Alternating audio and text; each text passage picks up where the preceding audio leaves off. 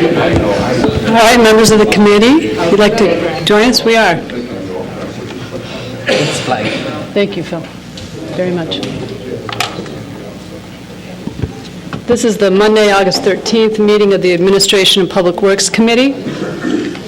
We are called to order. Do you mind?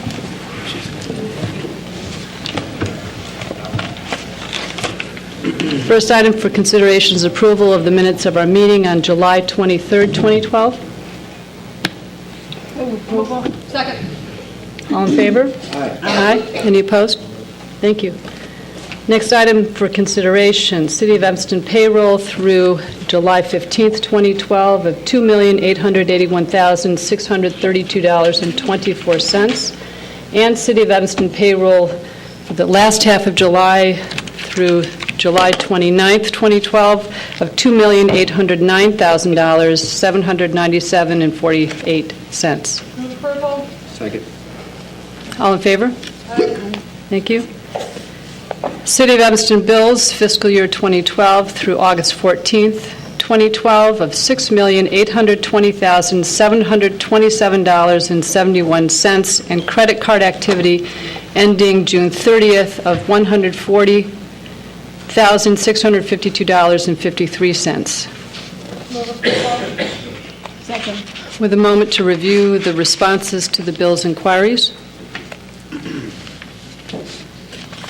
Alderman Rainey. Madam Chair. I'd like more details on the Illinois State Police seized fund cases, especially the one where 110 grams of cocaine was included. I mean, these answers don't include, like, where did this happen, who did it, who got arrested, and so I would really like that information. It might have been in the Daily Bulletin, but I can't connect them. I don't need it right now, but I would sure like it. I apologize, Madam Chairman, Alderman, I apologize for the oversight that was tied up in the negotiations. No problem, no Well, there was problem. a new person preparing the list, and I appreciate the council efforts to add specific detail to these responses. So I have it for you this evening, and we'll have it for you next time this comes up. 110 grams of cocaine is quite a bit, isn't it? I mean, I remember when we were talking about 10 grams of marijuana, it was a little half baggy. So this is like a pouch, yeah. But it's a substantial amount. Okay, Thank you. thank you. Any other questions? Yeah, Davis Transportation to the airport, I've seen that before. Do they have a taxi cab company? I mean, don't they just have buses? Alderman Burris? Actually, they have also limo services, which I've actually used for other, not for here, but for other places, and they cost almost the same as using a taxi. No, I see the price. That I just didn't know that they were taxi cab licensed. They have a private car service. Private car service. Any other questions? All in favor of approving the bills and credit card activity? Aye. Any opposed? Thank you. Next item, a 3.1 approval of contract award to Urban Works Limited for comprehensive signage design program. That was RFP 12-41. And this comes to us on recommendation from the Transportation and Parking Committee and the Economic Development Committee to authorize the city manager to execute a contract for a comprehensive signage design to Urban Works in the total amount of $52,270, funding coming from the Parking Fund, the West End TIF, and CDBG Fund. Second. Alderman Rainey?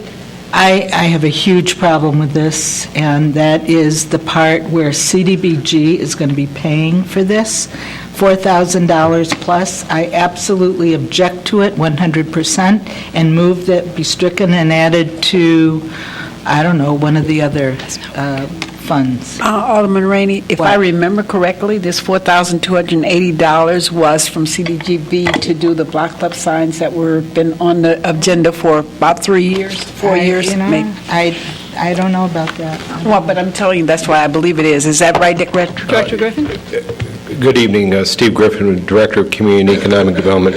Alderman Holmes is correct. Gonna be doing this- 3 years ago, we had funded this as block club signage, and we wanted to roll this into the comprehensive sign and look and see. There's a very small percent. So all 4,000 of this dollars isn't going for that. The majority of it is going for the actual construction of the signs. We're only having those identified the 3 funds that are going to be used. The overall contract is much smaller, but the actual construction of the signs is probably 90% of that money.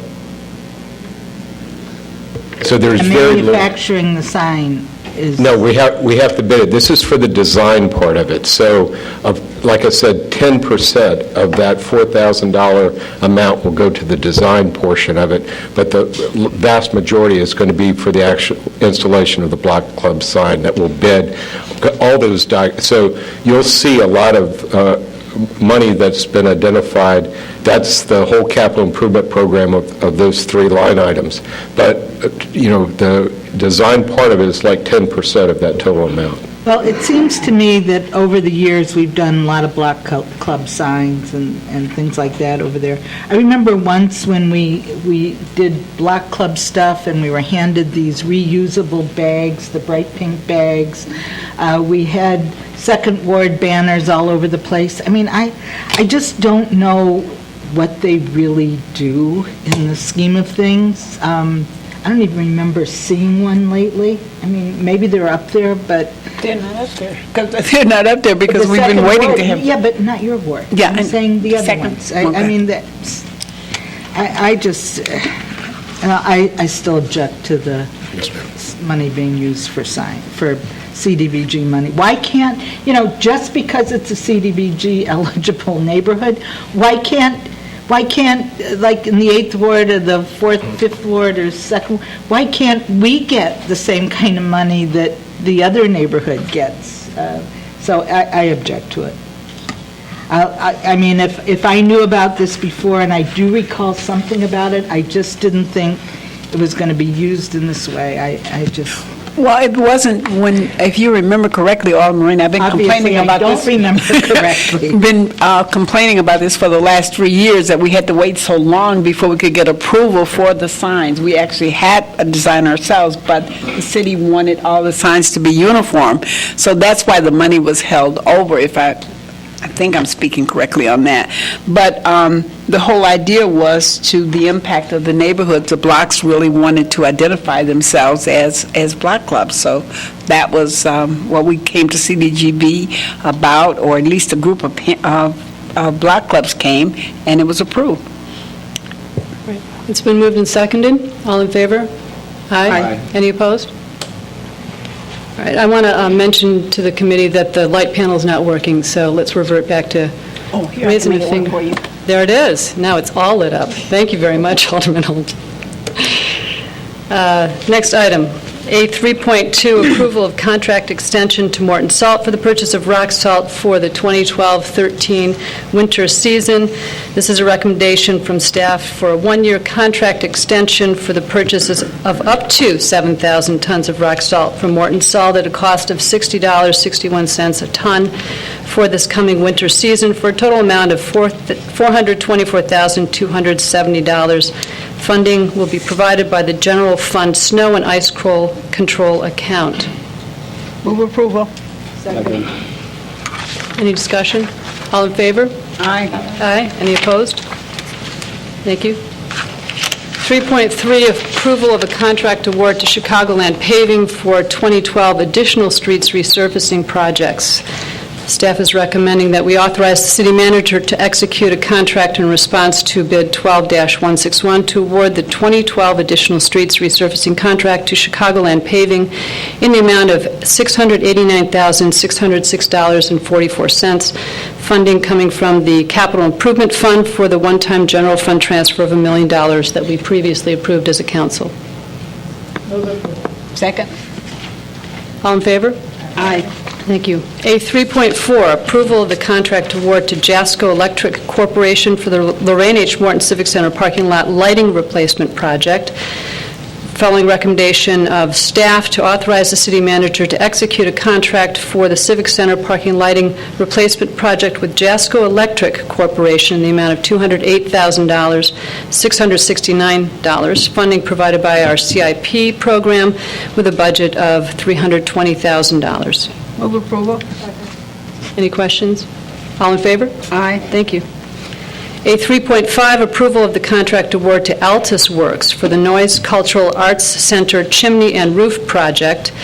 Recommendation of staff to authorize the city manager again to execute a contract for professional architectural and engineering services for the 2013 Noise Cultural Arts Center chimney and roof project to Altus Works Incorporated at a total cost of $70,840, funding to be provided by the CIP program with a budget of $120,000. Second. All in favor? Aye. Any opposed? A 3.6, approval of a contract award to Midway Contracting Group, LLC, for the Evanston Water Utility Asbestos Abatement Phase 3. Staff recommends that we authorize the city manager to execute a contract for asbestos abatement Phase 3 at the Evanston Water Utility with Midway Contracting Group in the amount of $39,000, with funding to be provided by the Water Fund account, which has a budget of $50,000 for this project. Move approval. All in favor? Aye. Any opposed? Thank you. A 3.7, approval of a contract award to American Pipeliners for the 2012 CIPP Sewer Rehabilitation Contract B. Staff recommends that City Council authorize the city manager to execute a contract for the 2012 Cured-in-Place Pipelining Contract B with American Pipeliners in the amount of $202,779. Funding to be provided by the Sewer Fund CIP account with a budget allocation of $503,000.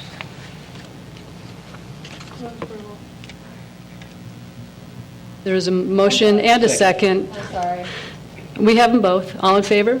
Aye. Any opposed? We got it. Moving on to A4, approval of a line of credit for the Howard Ridge and West Evanston TIF districts, recommending that City Council authorize the city manager to sign an agreement with First Bank and Trust to have access to a line of credit of up to an amount of $2.2 million for use in the Howard Ridge and West Evanston TIF districts. Second. Alderman Rainey? Yes, Madam Chair, I'm not sure how this is working, because we are spending money on a daily basis on Howard Street. So do we reimburse from the line of credit, or do we go forward with the line of credit? I mean, we've been spending money. Mr. Lyons has all the answers. Good evening, Madam Chair, members of the committee. Yes to those questions. The identified projects are for land purchase, development, and the rehabilitation work that we are in fact doing right now. The budget for 2012 contemplated a use of both reserves in both TIFs as well as this line of credit. Michael Corr from First Bank and Trust is here this evening to answer any questions regarding the specifics of the line of credit. And just one final thing is that should we be successful and continue with our projects, this line of credit could be expanded this fall, if need be, as we move forward with those projects. But I think it's important to note, if we had borrowed these funds with the general obligation issuance, we'd have borrowed it all at once. Then it would have not been in use right away. It would have been taxable. And so now we're paying a lower rate, and we're only paying on the amount borrowed.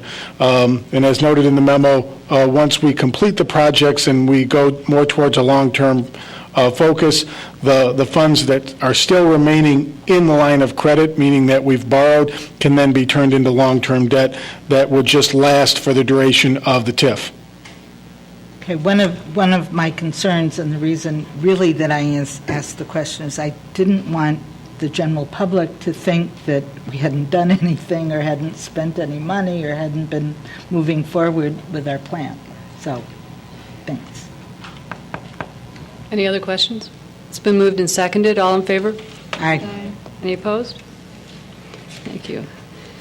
A5, approval of a sidewalk cafe for the Alcove at 512 Main Street. This is a first-time application for a sidewalk cafe permit for the Alcove, a Type 1 restaurant located at 512 Main Street.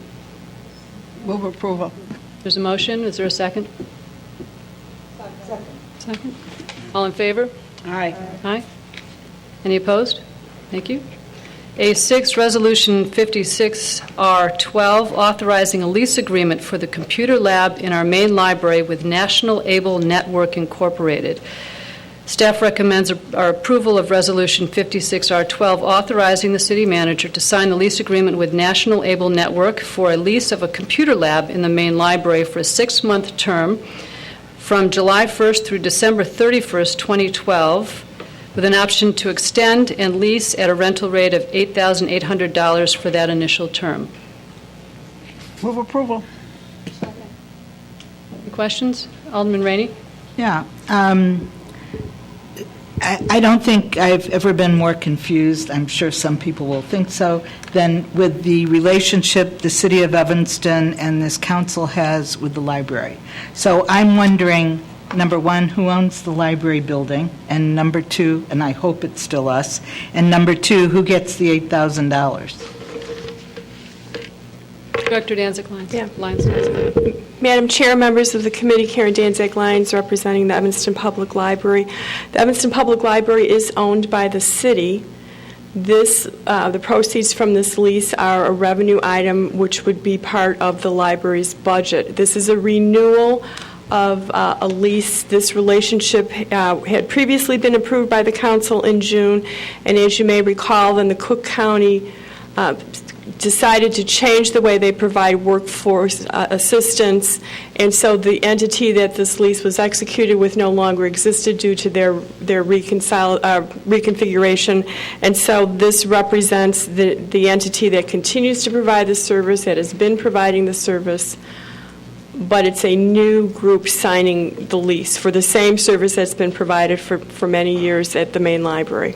That wasn't my issue. My issue was, where's the money going? If it's our building and it's a lease on our building, regardless of whose it is, why aren't we getting that money?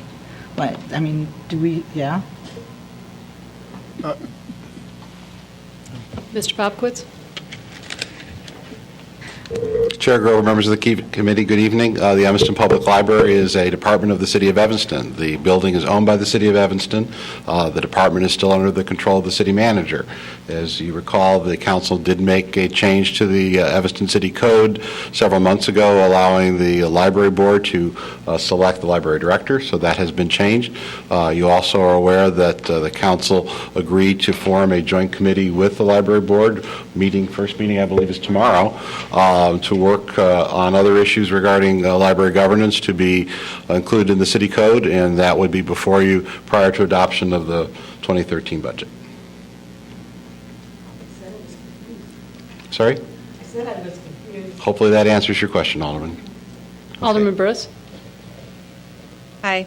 So going forward, say next year, would we be approving this, or would the library board be approving this request if they're be in control of their space, and then since they're putting the money in the library budget versus the general fund budget? So, or is that something that will be negotiated going forward? 'Cause it seems- That is an issue, Alderman Burris, members of the committee, that will be discussed by this joint group between the council and the library board. My guess is that this will be one of those items that the library board would then approve. Okay, I'm just, as these things come up on our agenda, hopefully someone's keeping a tally of all those issues that we're going to be transferring to the library board, as well as if they're going to be collecting rent, then what rent should they be paying the city as well? So, And those are all issues that great. the joint committee will start grappling with starting tomorrow. Thanks. Thank you. It's been moved and seconded. All in favor? Aye. Any opposed? Thank you. A7, Resolution 60R12, authorizing extension of the service agreement with the Evanston Community Media Center to extend it in its terms from the previous service agreement through the end of this year. Move approval. All in favor? Aye. Oh, yep. I saw some people from the media. does anybody want to speak? We didn't have anyone sign up to speak, but of course would be, and Alderman Briss? I actually would like, no one's here to speak from ECMC? Anyone here? Oh, great. My question is, how is ECMC running at this point? I know the director is no longer with the organization, and the director had been sort of the linchpin of holding it together for a long time. So how are things moving forward? And then who is running the operation? Welcome, introduce yourself. Yes, my name is Dennis King, and I'm the treasurer of the Evanston Community Media Center. Right now, the operation is being run on a day-to-day basis with 2 full-time staff members. Louis Glab, who's head of operations, and Walter Terry, who up until now had been a part-time employee. And it's been the board's position that with our reduced income, that we would pare down operation hours and operate for at least a period of time without an executive director. Alderman Bruce?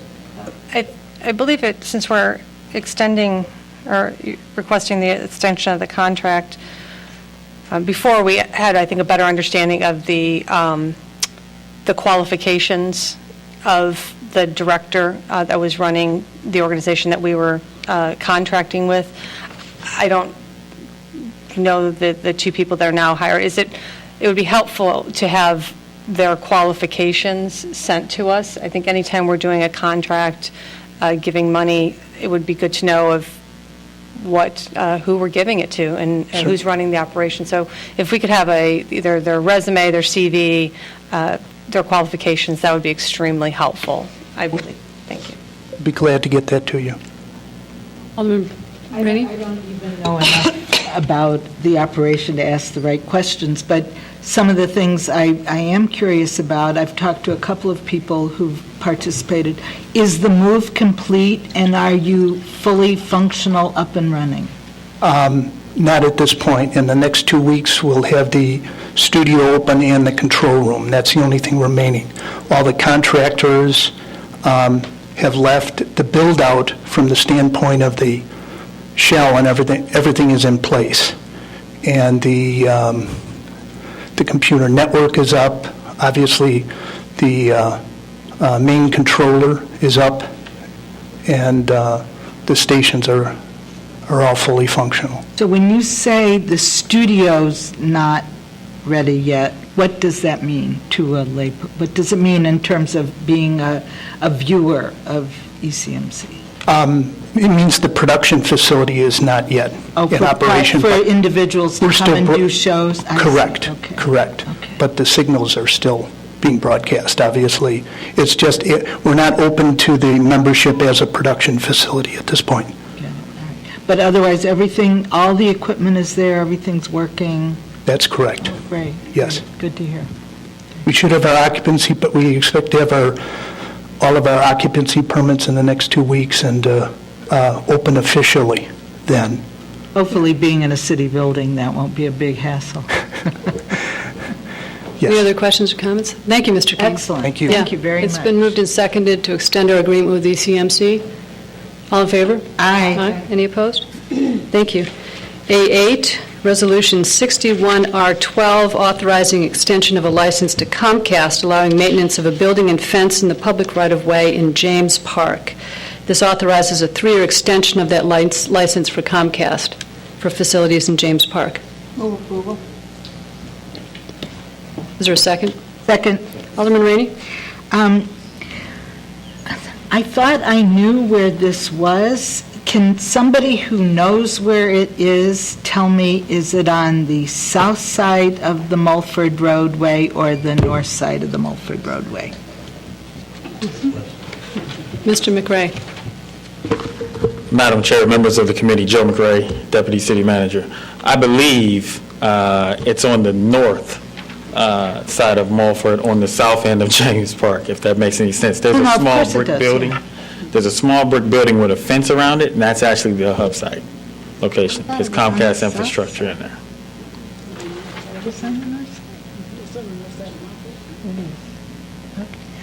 I believe I'm correct with that. But it is a brick building with a fence around it. I haven't been out there, it's just been a little bit. Okay, all right, if you're sure. Thank you, I'll Mr. go out and Rader. double check, for sure. On my way home tonight, if you like. It might be locked up, so you can't get in. All right. It's been moved and seconded. All in favor? Aye. Aye. Any opposed? Thank you. A9 is ordinance 58012 regarding designation of the Chicago, Maine Tax Increment Financing District. Staff recommends adoption of ordinance 58012, quote, designating, proposing approval of a redevelopment plan and project adopting tax increment allocation financing, convening a joint review board, and calling a public hearing regarding the proposed Chicago, Maine redevelopment area, end quote. Adoption of this ordinance will initiate the public hearing process for the designation of the Chicago, Maine Tax Increment Financing District. Is there a motion? Move approval. Is there a second? Second? Any discussion? All right. We have a presentation. You have a presentation. Great. Good evening, Madam Chair, members of the Administration and Public Works Committee. Johanna Neiden, Economic Development Coordinator. I'm here to talk to you about the proposed Chicago, Maine TIF in the south part of Evanston. So I'm going to cover... Phil, would you grab the other, Phil? Does not work. Would you get the other remote right there and hand it to her? All right, so we're going to cover the following in this brief presentation: the boundaries of the district, review the eligibility, and talk about what staff has developed is a plan for implementation of the TIF district and how the budget could be spent over the next decade. And then we'll talk about the budget. And then a new item is, TIF performance measures, how we can measure the growth and the development of a TIF instead of just looking at straight dollars and growth in EAV, and then a timeline. So here's the proposed TIF district. I think all of you received an updated version of this map that better defines the boundary than what was provided in the report. But you start up here. This is Connoisseur Rugs, the building that's occupied there. It's a one-story building.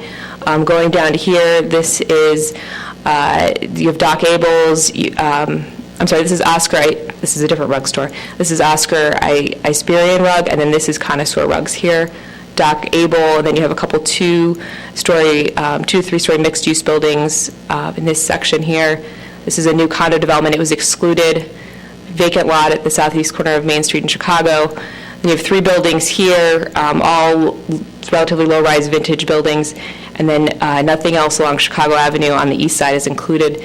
The rail right-of-way is included all the way down to Oakton South Boulevard. And the reason for that is because when you develop a TIF, you cannot split a pin. So the pins for railways are very long, so often you have to travel quite far. But for both the north and the south, it gives us an opportunity to look at infrastructure between Dempster and Oakton. And then going on the west side of the CTA Metro tracks, you have Evanston Lumber Site.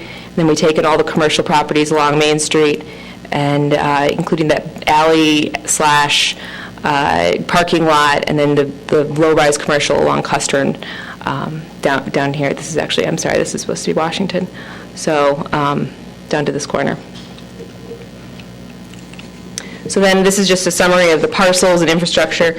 Just wanted to point out that there's quite a bit of infrastructure in this TIF, more infrastructure than actual commercial or residential parcels included in the entire boundary.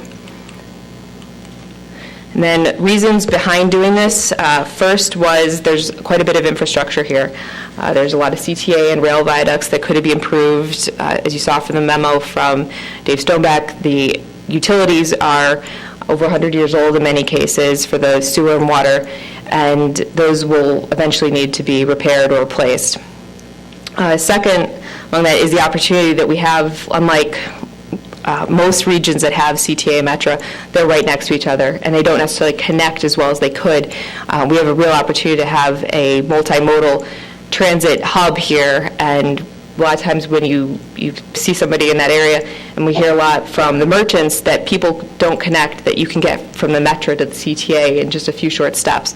So we're working with the RTA to develop a plan that would look at how we better connect these things, create better opportunities, bike racks, better pedestrian amenities, better signage, all the things that would come with thinking about this area as a transit hub would come from that plan.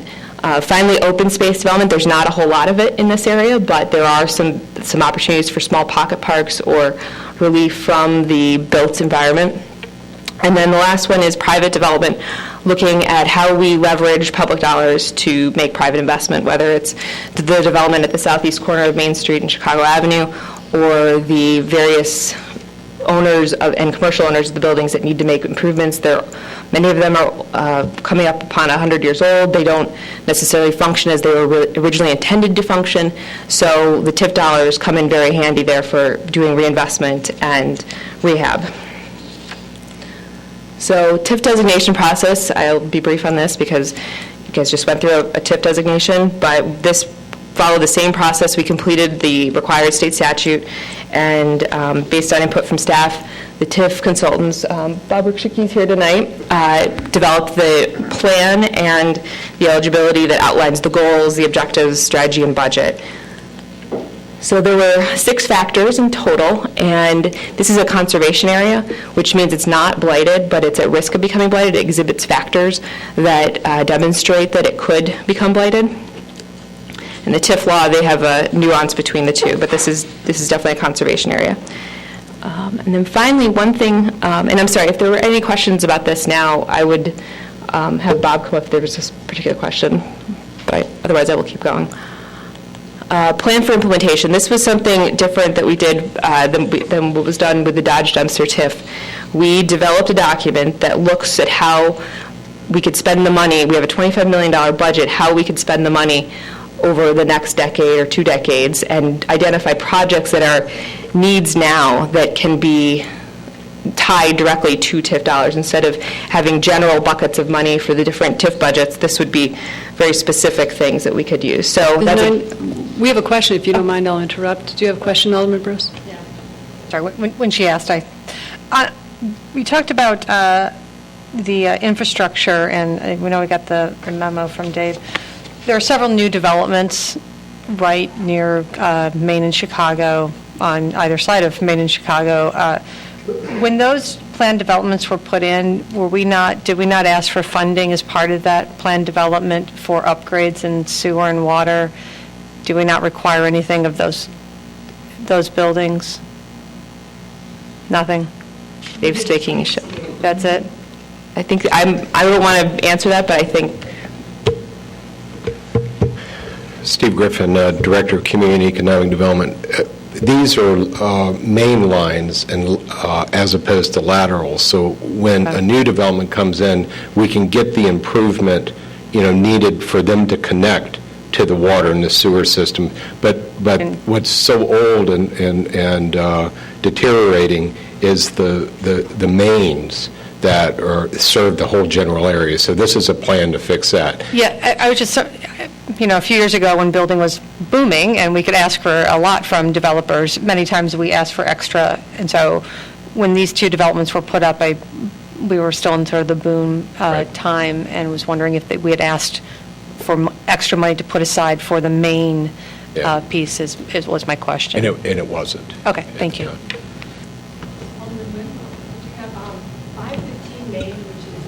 Would you join us?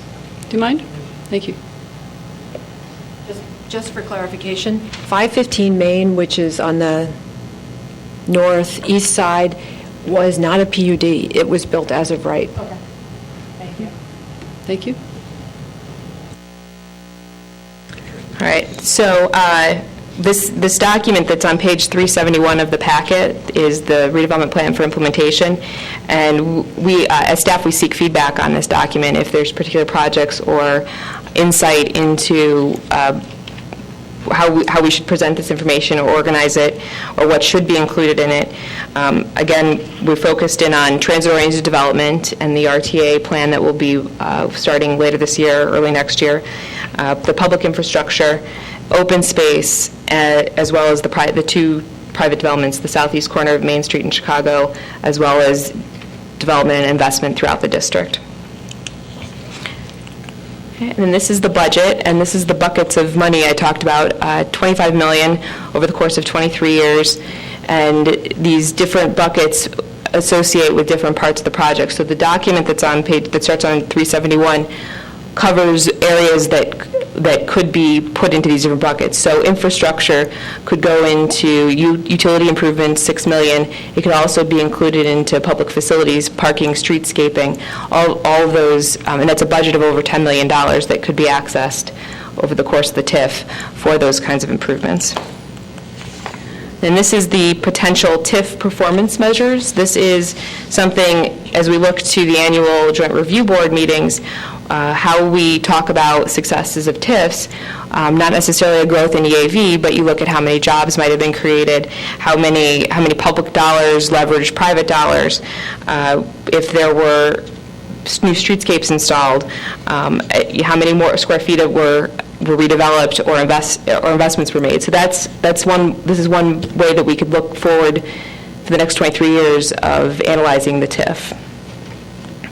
And finally, this is a timeline. This timeline is modest. It doesn't include any suspension of the rules. It puts us into December as potential adoption for this TIF if things move forward. And tonight, you're just being asked to adopt the ordinance that starts the public hearing process. That's it. Alderman Burris. Just a couple comments. First, thank you for putting actually more meat into this TIF document than the previous one. It's helpful, I think, not only for the council, but also to the public to see a vision, and there's multiple owners here, and we're talking a lot about infrastructure that has not been redeveloped, so I do appreciate that. I do have a question about the notion of even risk of blight is probably a bit of a stretch here, and I have some serious problems with looking at that as part of this. And you mentioned pocket parks. Could you tell me where? I think we were thinking mostly of St. Pauli Park, which is the one right south of the newsstand. So it's a patch of grass with benches, and it could use some assistance. And I know that the newsstand and several of the merchants in the area have asked, is that something that's on the city's radar to get improved? There's also a pocket park on Washington that I believe is not included. It's stopped, so they might want to include that as well. Thank you. Any other questions? Alderman Rainey? What are we going to, one of the things that we generally find when we have these hearings or joint review board is nobody comes. I mean, you ask people, why didn't you come? Well, I didn't, what is it?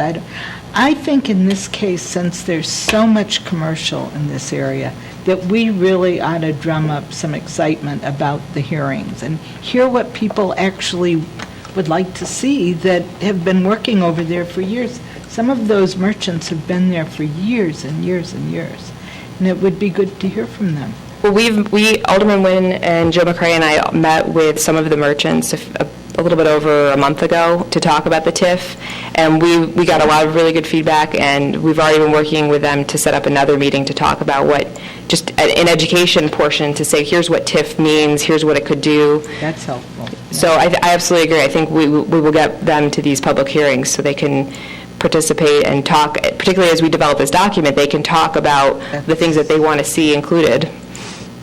I think that would be excellent, because some of the people we talked to beforehand are people who are always involved, and it would be good to really get people. And this district, too, this is just anecdotal, but I think most of the people who are in the buildings as tenants of commercial space also own the buildings, just looking at the ownership list.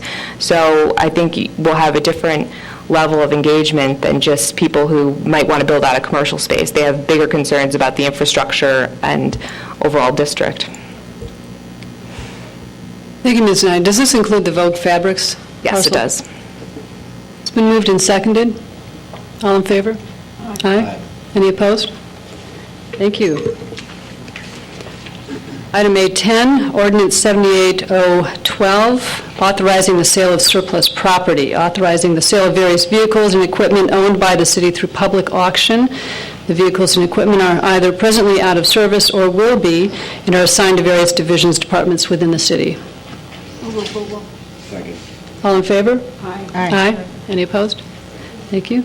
A11, Ordinance 79-012, decreasing the number of Class B liquor licenses due to the end of alcohol sales at Golden Olympic at 1608 Chicago Avenue. This reduces our number of Class B liquor licenses from 17 to 16.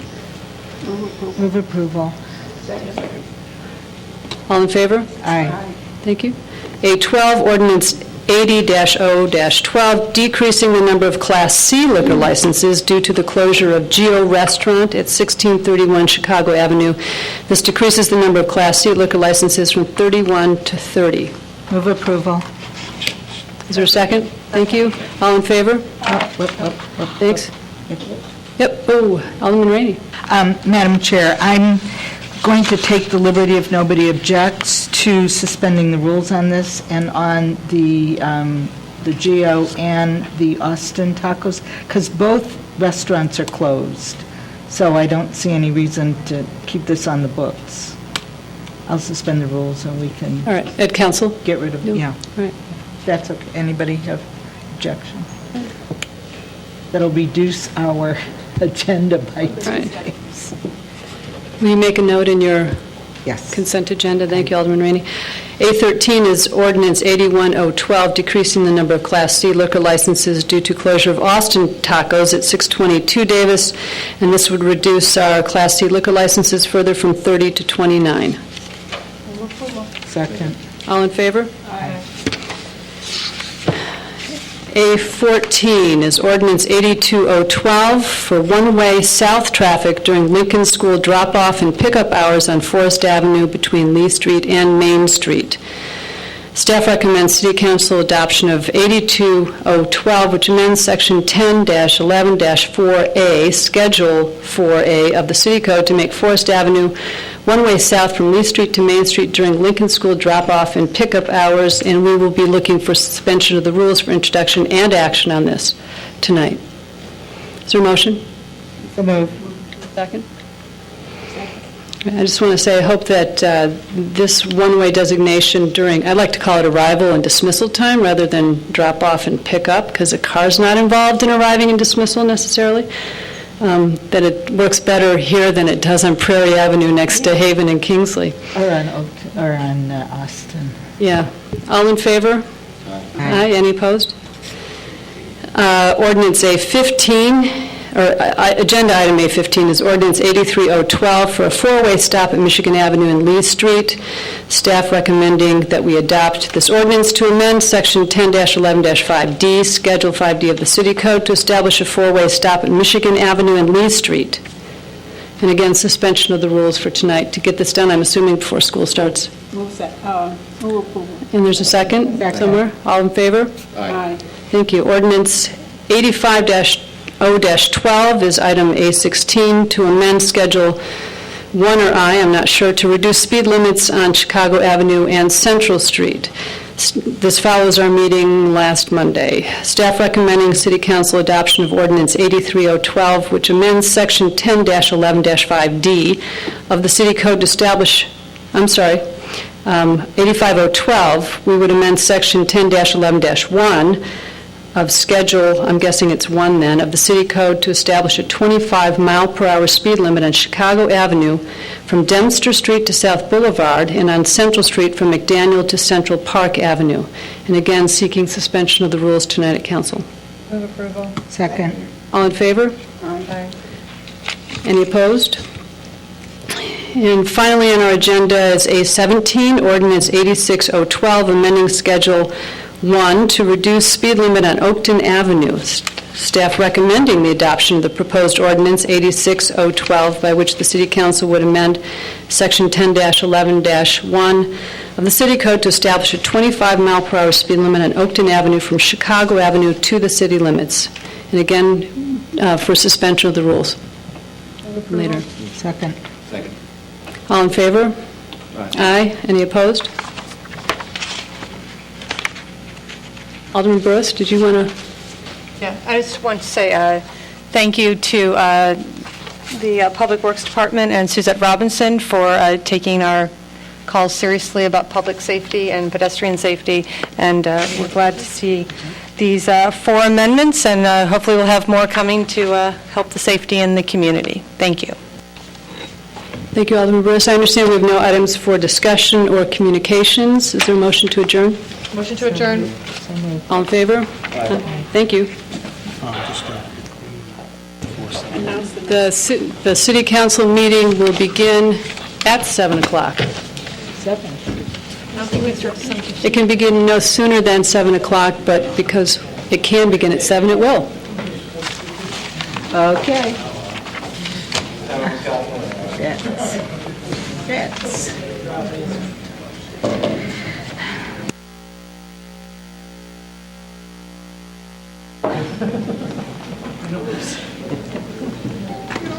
You want it all, don't you? Because I thought my half of the projects